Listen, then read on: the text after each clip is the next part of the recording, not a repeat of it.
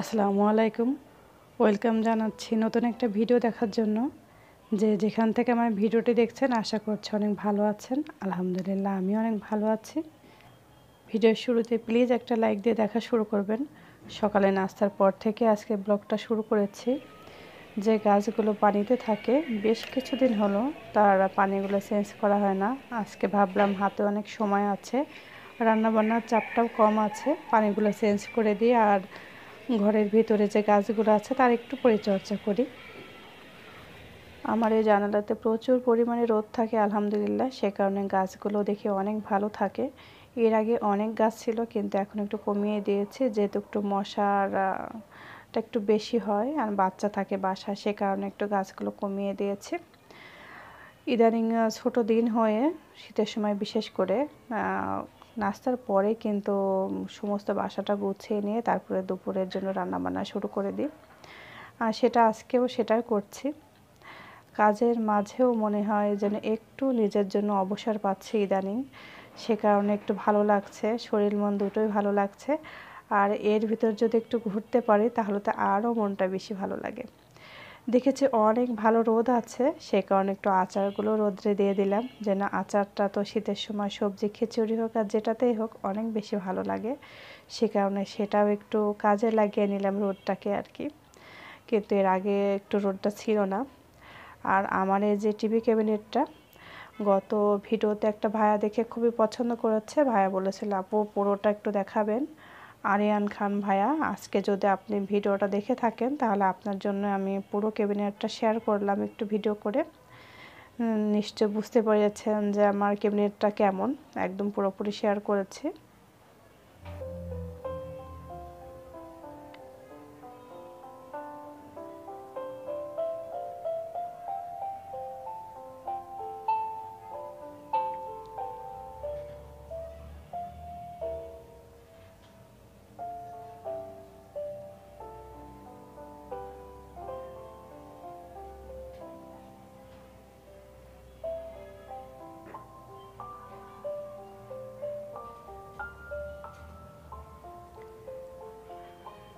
আশা করছি আরিয়ান ভাইয়া দেখেছেন। আর এরপরেই কিন্তু রান্নাবান্না শুরু করে দিয়েছি, খুবই অল্প রান্না, সামান্য পরিমাণে রান্না। এই বেগুনগুলো এত ভালো ছিল, একদম বীজ ছিল না, একদম ডাসা ডাসা বেগুন যাকে বলে, ভেজেছে আর খেতেও ভীষণ মজা লেগেছে, সে কারণে বেগুনটা আমি ভেজেছি। একদম ডাসা ডাসা বড় বড় একদম বেগুন ছিল, বিশেষ করে বিচিটা ছিল না, সে কারণে বিচি ছাড়া বেগুনগুলো ভাজলে পরে ভীষণই ভালো লাগে খেতে। আর একটু নতুন আলু দিয়ে গরুর মাংস রান্না করব। আলু দিয়ে যদি গরুর মাংস রান্না করি একটু ঝোল ঝোল করে, তাহলে তো আমার মেয়ের জন্য আর কিছুই লাগে না, ঝোল আর আলু দিয়ে তার খাওয়া হয়ে যায় আলহামদুলিল্লাহ। যেহেতু সমস্ত কাজে শেষ হয়ে গেছে, তাকে একটু রোদ্রে পাটি বিছিয়ে দিয়ে যাচ্ছে আমার মেয়েকে একটু বসার জন্য। প্রচণ্ড ঠান্ডা লেগেছে, শরীরটা ভালো নেই। আমি বললাম তুমি একটু রোদ্রে বসো, তুমি কি খাবে বলো। সে বলে একটু কেক খাবে, তার জন্য একটু 2টা স্লাইস কেক দিয়ে আসলাম আর একটু অরেঞ্জের জুস রেডি করব। মানে তার একটা পছন্দ মতো খাবার খাবে, প্লাস আমার পছন্দ মতো। সবসময় তাকে একটু একটু হেলদি খাবার দেওয়ার চেষ্টা করি। তারপরও যেহেতু বাচ্চা, আসলে বাচ্চাদের তো তাদের মন মতো একটু কিছু দিতেই হয়, সে কারণে তাকে চকলেট কেকটা একটু দিয়ে আসলাম, যেটাই হোক একটু খেয়ে একটু চুপ থাকে যেন। আর এই যে অরেঞ্জটা একদমই ছোট ছোট, না ধরা যায় না ছেলা যায়, মানে এমন অবস্থা। সে কারণে ভাবলাম 3টা অরেঞ্জ দিয়ে আমি একটু জুস করে দিই তার জন্য। যেহেতু ঠান্ডা লেগেছে, একটু টক জাতীয় কোনো কিছু খেলে একটু ভালো হবে তাড়াতাড়ি, সে কারণে এটা রেডি করে নিচ্ছে। যেহেতু শীতকালে কিন্তু দেখেন আমরা ঘোরাঘুরি করতে ভীষণই পছন্দ করি, ঘোরাঘুরি খাওয়া দাওয়া এগুলোতে শীতকালে আমার কাছে মনে হয় বেশি ভালো লাগে।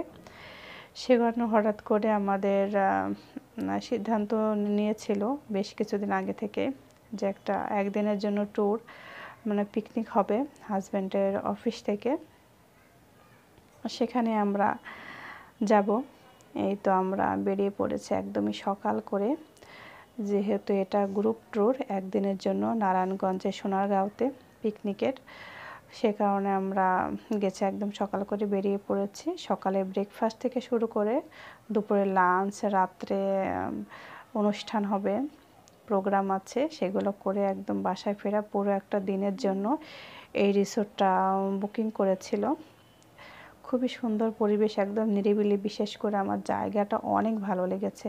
আমার তো যেখানে গাছগাছালি একদম সেই জায়গাগুলো আমার খুবই ভালো লাগে। আর এখানে যদি গরমকালেও ঘুরতে আসে আমার মনে হয় কোনো কষ্টই হবে না। এত সুন্দর গাছগাছালি, মানে প্রাকৃতিক পরিবেশটা অন্যরকম। এর মাঝে আমাদের জেম ছাড়ও চলে এসেছে, তাকে খুব সুন্দর করে সম্বর্ধনা দিচ্ছে, খুবই ভালো লাগছে। এই যে একটু একটু করে ঘোরাঘুরির ছোট ছোট ভিডিওগুলো করে রাখছি, এটা আমার চ্যানেলে থেকে যাবে। মানে আমরা তো সব সময় একসঙ্গে থাকবো না, কোনো এক সময় কিন্তু এই ভিডিওগুলো আমাদের চোখের সামনে আসবে, আমাদের দেখতে ভালো লাগবে। আমরা যে একসঙ্গে কত মানুষ আনন্দ করেছে, মজা করেছি একসঙ্গে। কিন্তু গ্রুপ ট্যুর হলে কিন্তু অনেক পরিচিত মানুষের সঙ্গে যেমন দেখা হয়, অপরিচিত মানুষের সঙ্গে কিন্তু পরিচিত হওয়া যায়। এতে সুন্দর একটা সম্পর্ক হয়, আর এগুলাই কিন্তু ভালো লাগে। এ তো সকালের নাস্তা থেকে শুরু করে দুপুরের লাঞ্চ অনেক মজার ছিল। নাস্তাটা করে আমরা রিসোর্টের চারপাশটা খুব সুন্দর করে একদম ঘোরাঘুরি করে নিয়েছি। রিসোর্টটাই দেখতে খুব সুন্দর। আর এখানে রুম ছিল, সেখানে নিজেদের রেস্ট করার জন্য বা কোনো চেঞ্জের কোনো ব্যাপার থাকলে সেগুলো করার জন্য কোনো সমস্যাই হয় না আমাদের। চারপাশটা খুবই সুন্দর। এরপরে রিসোর্টের চারপাশে যেগুলো দর্শনীয় স্থান ছিল সেগুলো আমি একটা ঘুরে ঘুরে দেখেছি। পানাম শহর বা পানাম সিটি নামে যেটা পরিচিত, পুরনো ঘর বাড়ি, এখানে ভিডিও করা নিষেধ ছিল, কিন্তু আমরা প্রচুর পরিমাণে ছবি উঠেছি আর সেগুলো একটু শেয়ার করলাম। অনেক সুন্দর সুন্দর জায়গাতে একটু ঘুরেছি, যেগুলো ঘোরার মতো আর কি, একদম কাছে ছিল। আর এটা হচ্ছে সোনারগাঁ জাদুঘর। এর আগেও আমি এসেছি 11 বছর আগে, তখন এতটা উন্নত ছিল না, কিন্তু দিনে দিনে তো প্রতিটা জায়গারই উন্নত হয় আরও বেশি।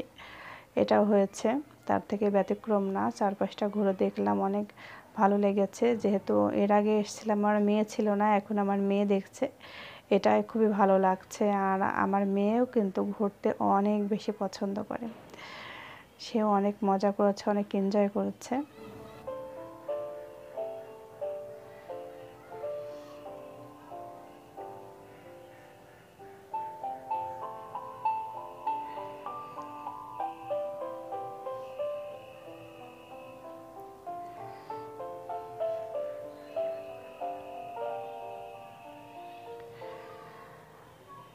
নারায়ণগঞ্জে আসবো, সোনারগাঁও আসবো আর জামদানি শাড়ি কিনবো না, এটা তো আর হয় না। যা হোক, এটা ঘোরাঘুরি শেষে শাড়িও কিনেছি।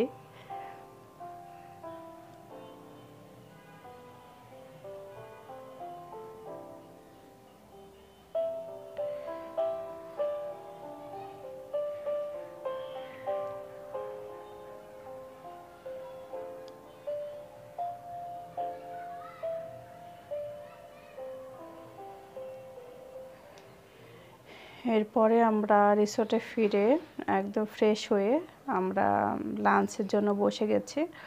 অনেক মজার আয়োজন, বললাম। সকালের নাস্তাটাও যেমন অনেক ইয়ামি ছিল, দুপুরের লাঞ্চটাও তেমন মজার। একদম প্লেন পোলাও, রোস্ট, কাবাব, মজার সালাদ ছিল, আর ছিল খাসির রেজালা। ভীষণই মজার আয়োজন ছিল। খাওয়া দাওয়া শেষে কিন্তু বাচ্চা থেকে বড় সকলের জন্যই প্রোগ্রাম ছিল। খুব সুন্দর সুন্দর খেলাধুলা, একদম রাত পর্যন্ত অনেক সুন্দর সময় কাটিয়েছে, অনেক সুন্দর মুহূর্ত কাটিয়েছে একসঙ্গে। এত সুন্দর একটা আয়োজন ছিল। আসলে যারা এই প্রোগ্রামের পিছনে পুরোটা এত সুন্দর করে আয়োজন করেছে, ম্যানেজমেন্ট করেছে, অর্গানাইজ করেছে, তাদের পুরো ক্রেডিটটা। এত সুন্দর একটা দিন কাটিয়েছে, মুহূর্ত কাটিয়েছে আমরা সকলে। সবাই ভালো থাকবেন, সুস্থ থাকবেন। আল্লাহ হাফেজ, আসসালামু আলাইকুম।